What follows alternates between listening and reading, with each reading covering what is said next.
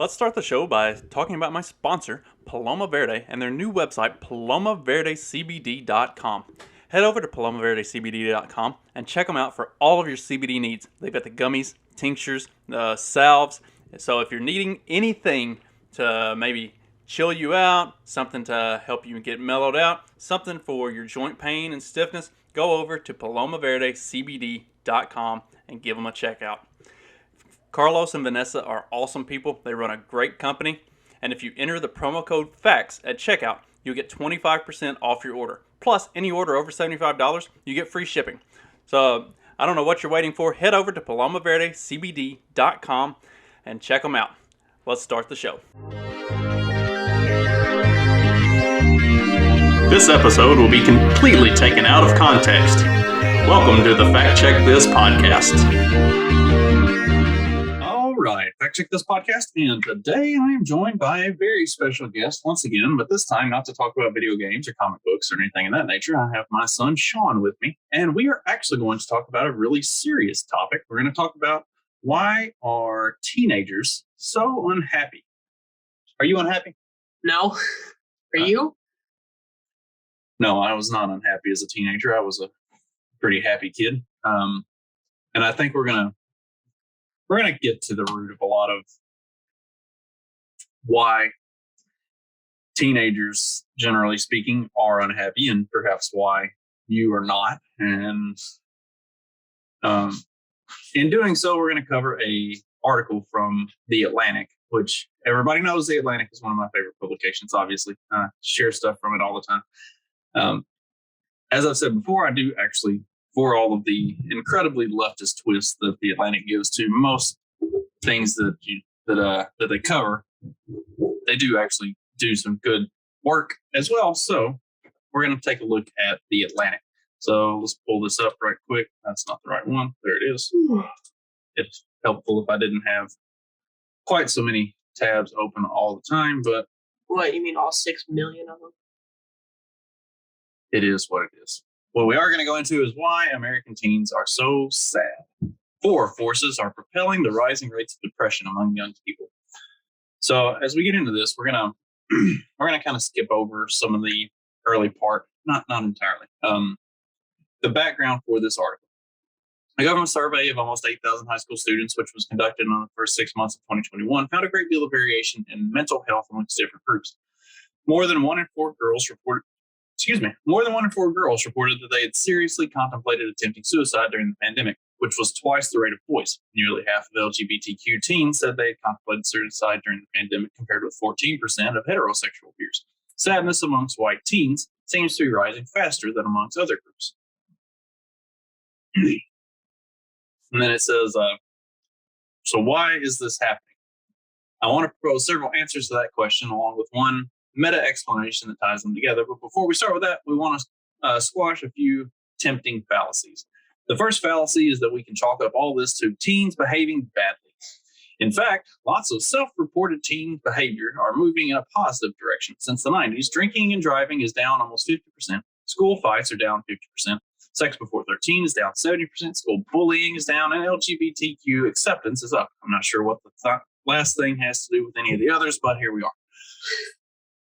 The second fallacy is that do you think teens are better behaved, having heard some stories of me when I was younger? Oh, yeah, you were god awful.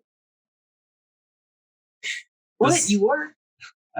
The second fallacy is that teens have always been moody, and sadness looks like it is rising only because people are more willing to talk about it. Objective measures of anxiety and depression, such as eating disorders, self-harming behavior, and teen suicide, are sharply up over the past decade. Across the country, we have witnessed dramatic increases in emergency department visits for all mental health emergencies, including suspected suicide attempts. Today's teenagers are more comfortable talking about mental health, but rising youth sadness is no illusion. So it's not that it's getting more limelight attention, it's that it is legitimately on the rise. The third fallacy is that today's mental health crisis was principally caused by the pandemic.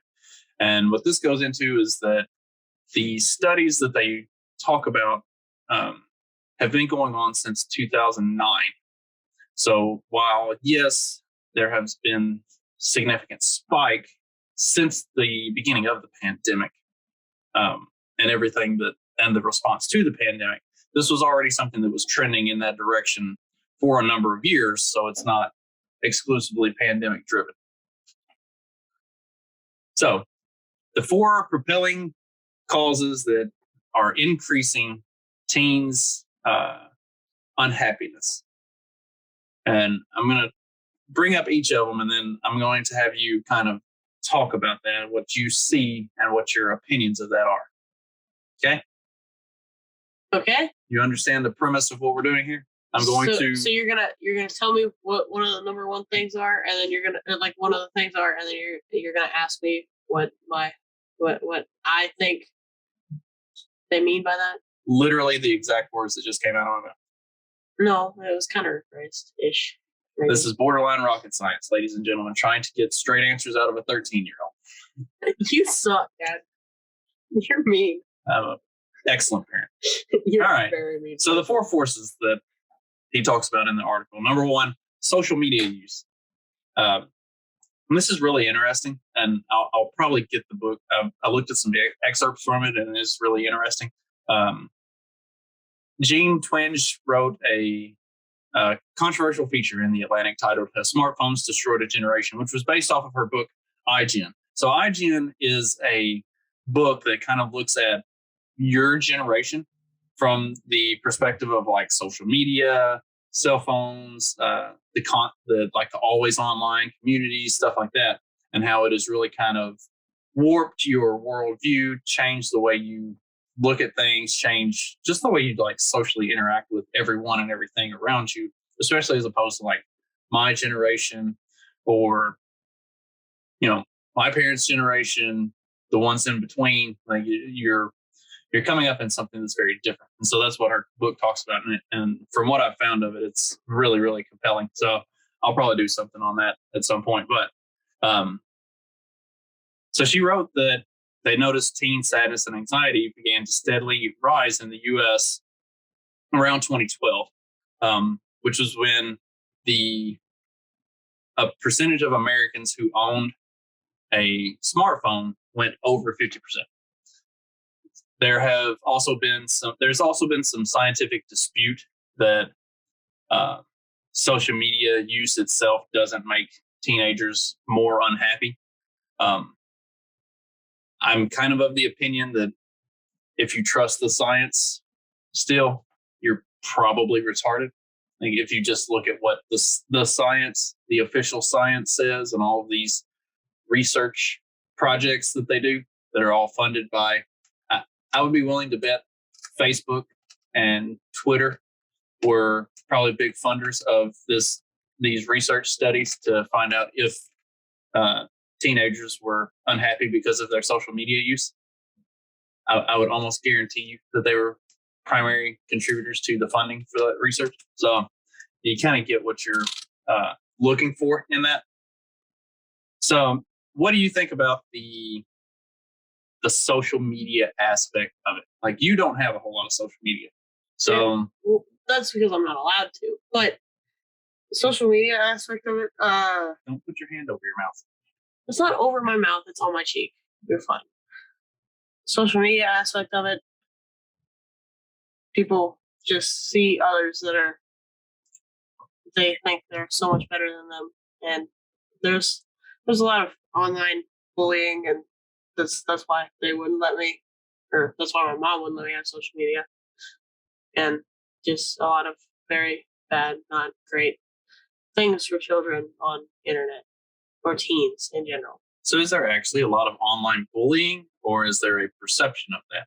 And how is online bullying a problem when that's the solution? I mean, unplug the thing and walk away from it. Like, how is that?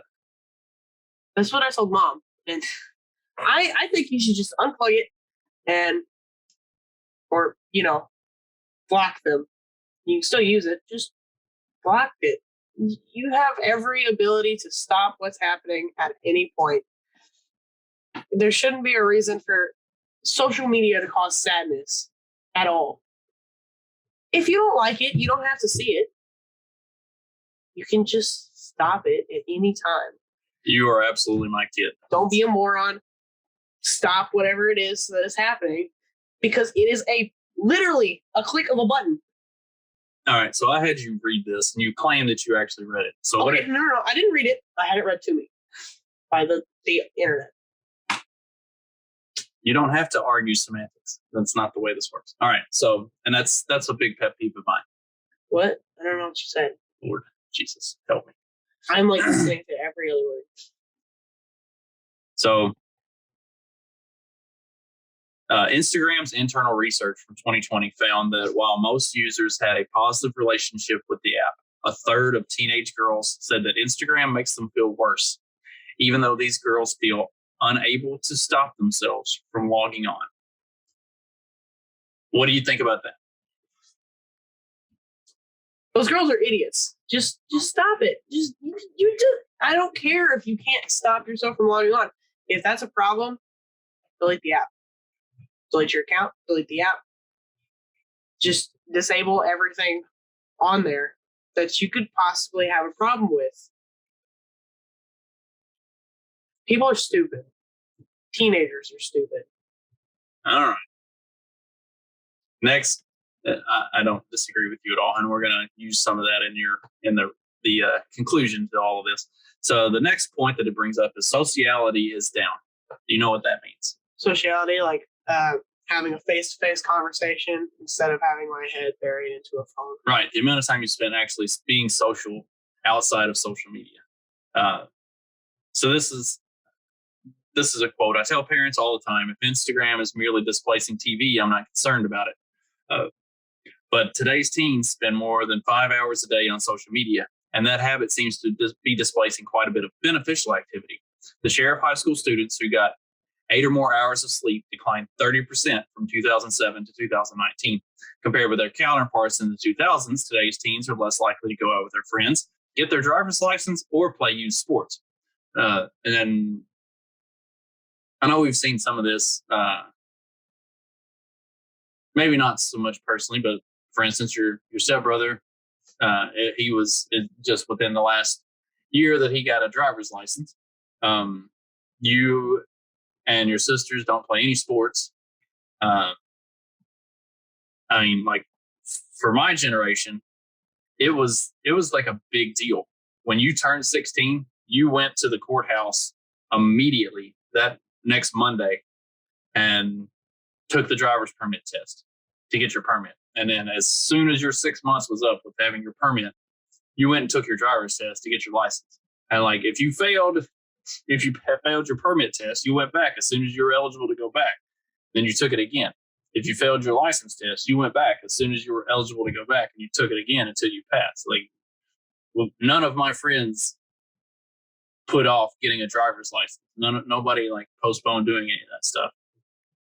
Why do you think it is that teenagers are less social? Why are they spending less time? I mean, every weekend, Friday night and Saturday night, and sometimes even Sunday night to a lesser extent.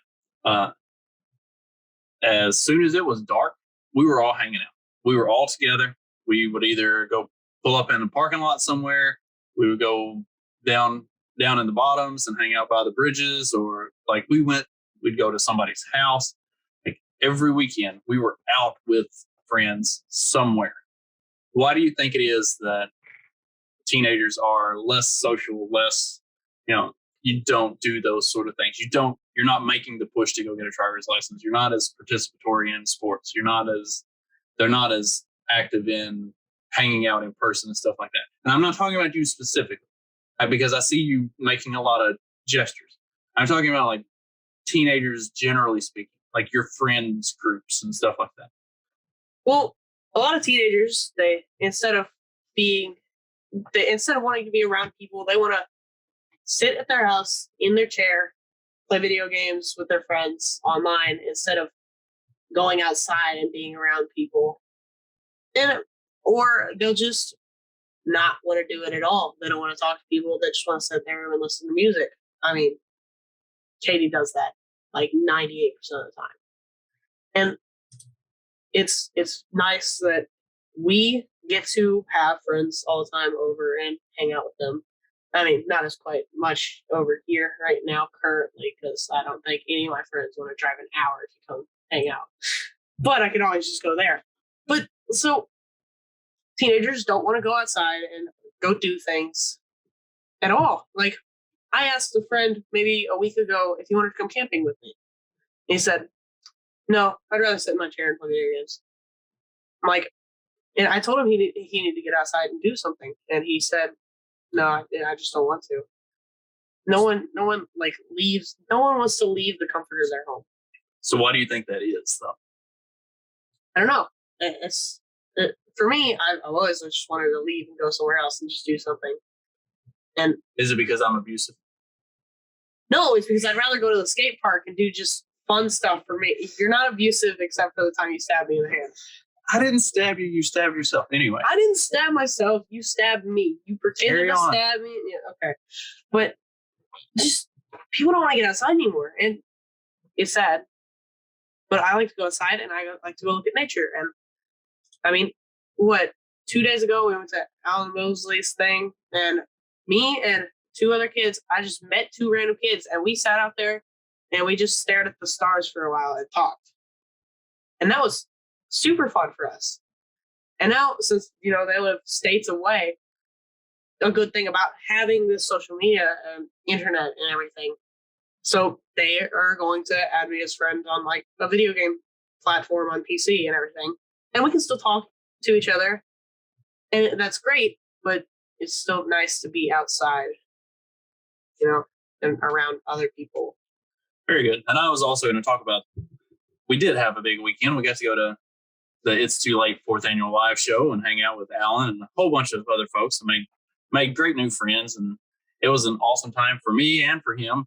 And just to see a bunch of kids who didn't know each other from Adam connect and hang out and have fun like that in like just the most completely random of occasions and environments was really, really a lot of fun. Like I think that was almost as gratifying to me to see y'all have that happen as it was to make friends myself and hang out and meet people in person. So that was really cool. Yeah, it was awesome. So a little bit of extra socialization would probably go a long way for most kids' lives, honestly. Yep. All right. So the next point, the world is stressful and there's more news about the world's stressors. So what this talks about is that, like when I was a kid, we knew what was going on in the news, but didn't really care. Right. Because we were hanging out. We were doing our thing. It didn't affect us. We played sports. We did all these things. The stress of the world that was something that you deal with when you get older.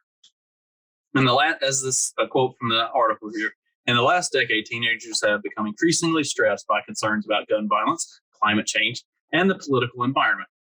Increased stress amongst young people is linked to increased levels of sadness. Girls, more than boys, are socialized to internalize distress, meaning that they tend to collapse in on themselves by becoming depressed or anxious.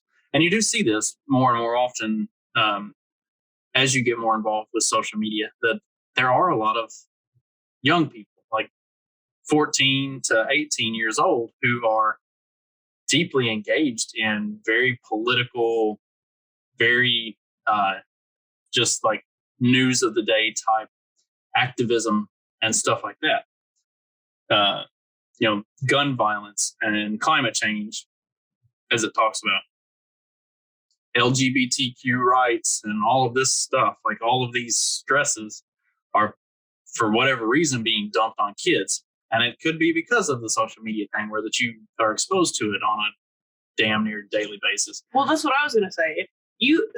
Kids with social media, they're seeing this constantly every day, all the time, because it's on there, and it's always on there, because there are news sites from all over the country, all over the world, everywhere. They're very, like, they have to see it, because there is no chance they're not going to. So how do you personally feel about that stuff? Like, do you feel like any of that stuff is a stress on your life, that it has any real meaningful impact on your life? Is it something that you feel like you should or would worry about at any point in the near future? I mean, yeah, when I get older, yeah, these are probably things that I can worry about. But for now, I'm still a kid and I can still do these things because these don't really apply to me currently as a child. Even though it's stuff that I talk about on a relatively regular basis. Yeah, I have to listen to that all the time. We don't have very thin walls. I'm hearing it constantly. And then, but does that have an effect on you? Like, does it cause it to be something does it cause it to be something that adds stress, that adds I'm not that stressed you're thinking about it all the time? I'm not stressed by it because, I really don't care that much, because I've learned that from you not to care at all about anything ever. But like, people are constantly worried about it. And then I think adults, like kids will go ask questions about it, and then the adults don't usually have an answer because they're just as confused about it as the kids are.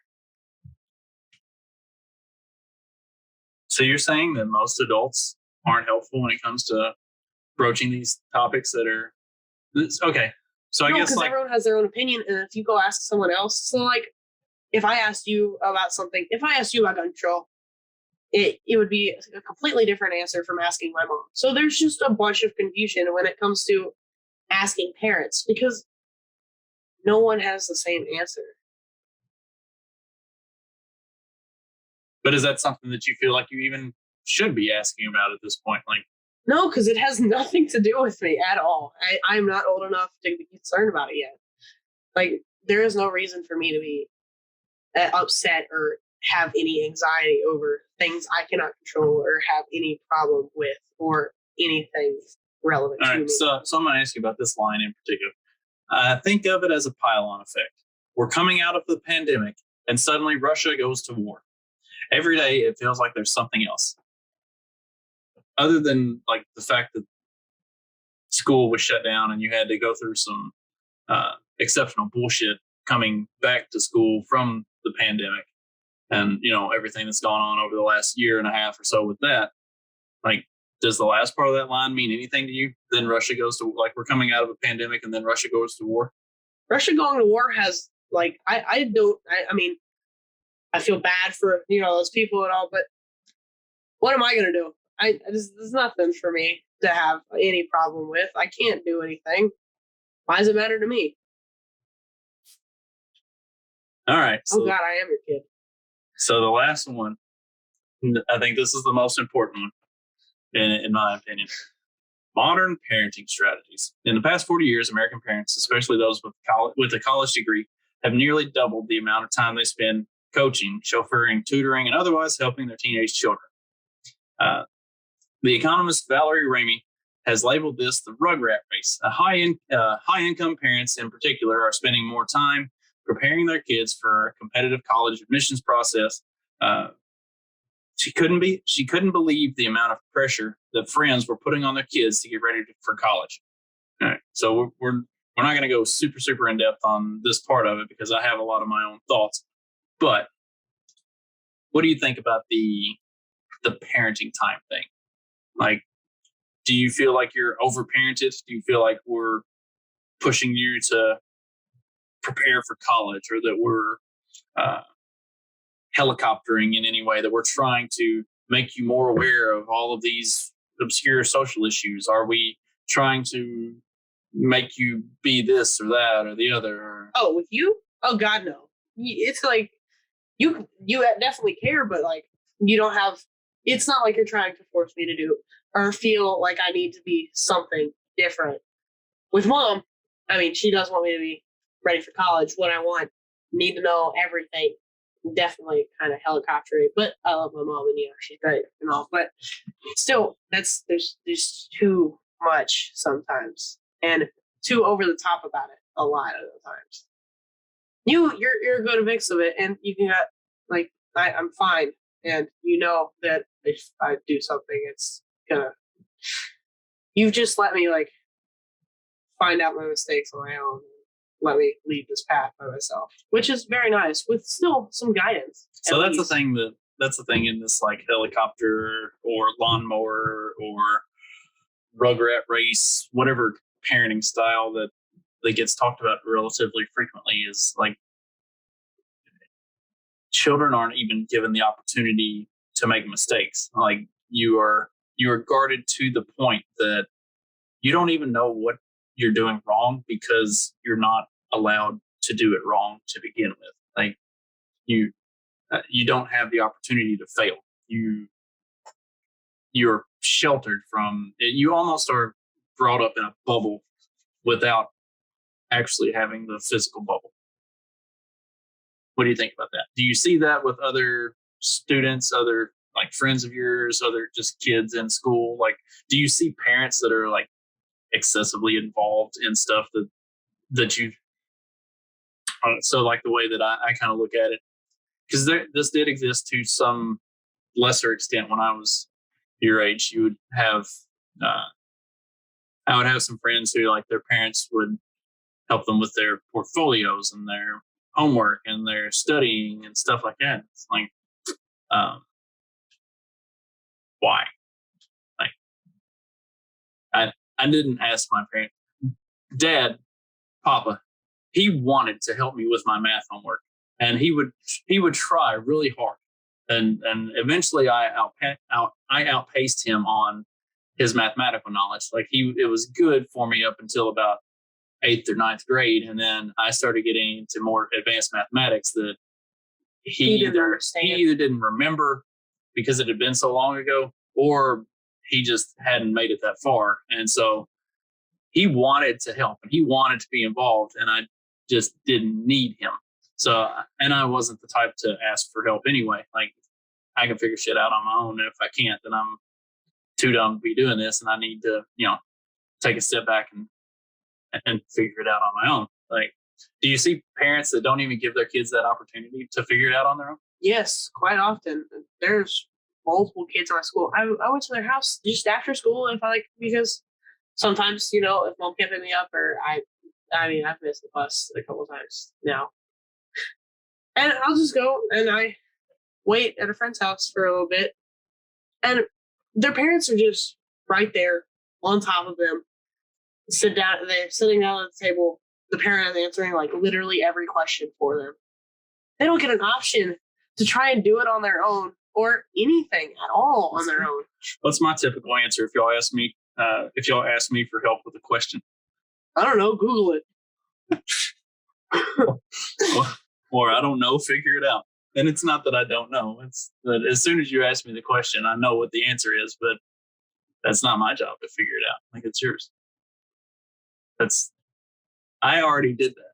I already answered that question. I had that phase of my life. I'm not doing it again. I hate repeating myself.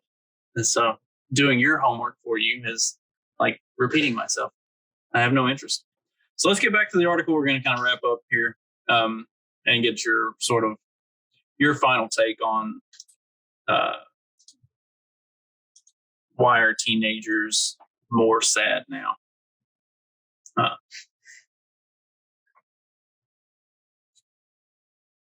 So in closing here with this article, one study found that a sixth of the increase in teen suicides was associated with parental opioid addiction. Like there are things that are happening societally that, like the opioid crisis, is definitely adding like prescription drugs. Oh, okay. Like the legal drugs that you can get. Okay, yeah. So like stuff like that is creating a new dynamic that maybe didn't exist when I was a kid, but then at the same time when I was a kid, we did have like the illegal drugs and stuff like that. And so there were other hazards that existed when I was a kid that don't now, whereas you get the opioid crisis and things that are going on of that nature now that we didn't have back then. So I think while that may have something to do with some of it, I think there's a relatively fair trade-off in things that existed then that don't now to things that exist now that didn't. You think that would be fair? I'm gonna say yes because like my brain just died in the middle of that. So yes, sure. All right. The world is overwhelming, and an inescapably negative news cycle creates an atmosphere of existential gloom, not just for teens, but also for their moms and dads. The more overwhelming the world feels to parents, the more they may try to bubble wrap their kids with accommodations. Over time, this protective parenting style deprives children of the emotional resilience they need to handle the world's stresses.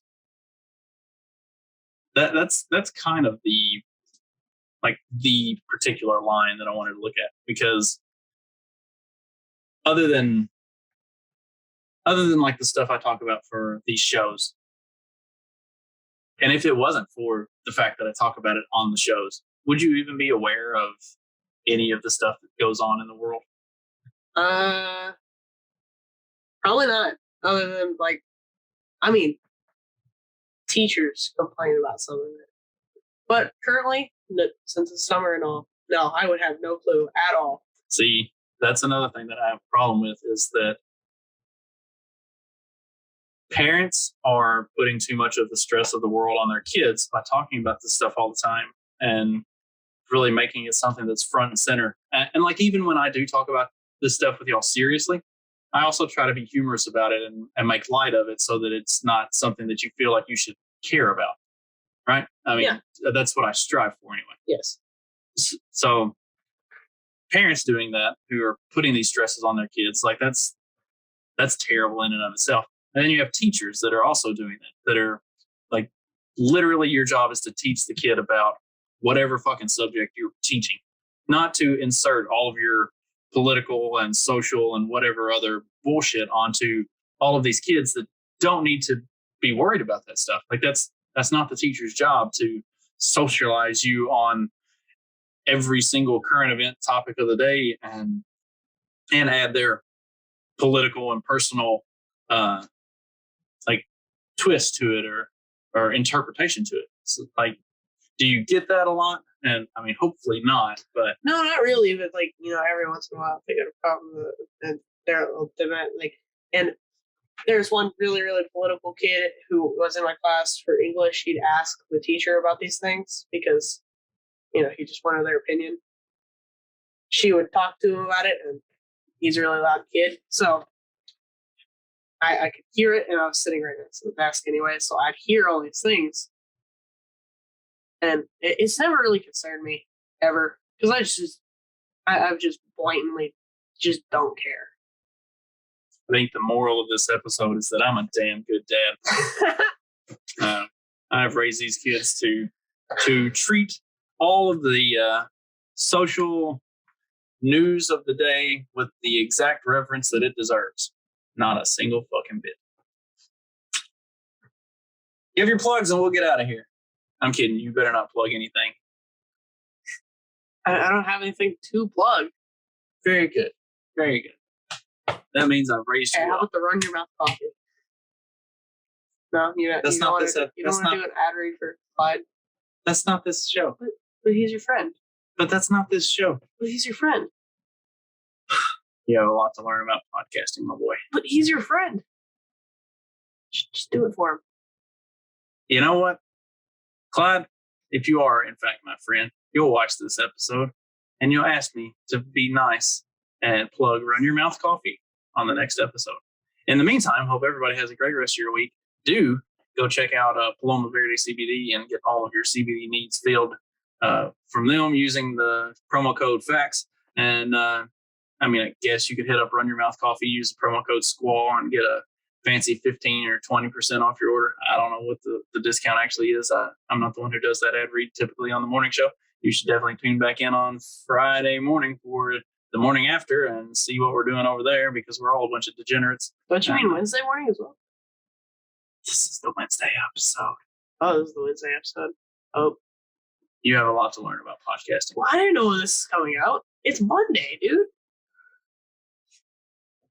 Dude, this is like when the Wizard of Oz is back there and he's pulling on the levers and stuff, and then Toto runs up and grabs hold of the curtain. And like, it's literally what they mean by pulling back the curtain. Like, you just ruined the whole thing. Everybody's supposed to think that we recorded this like 4:30 on Wednesday morning, and then I just like pushed it out there. 4:30 on Wednesday morning. That's why it's dark out, right? What time is it? Jesus. I'm tired. And the magic ended. Everybody have a great rest of your week. Well, I'll be back on Monday. Not with him.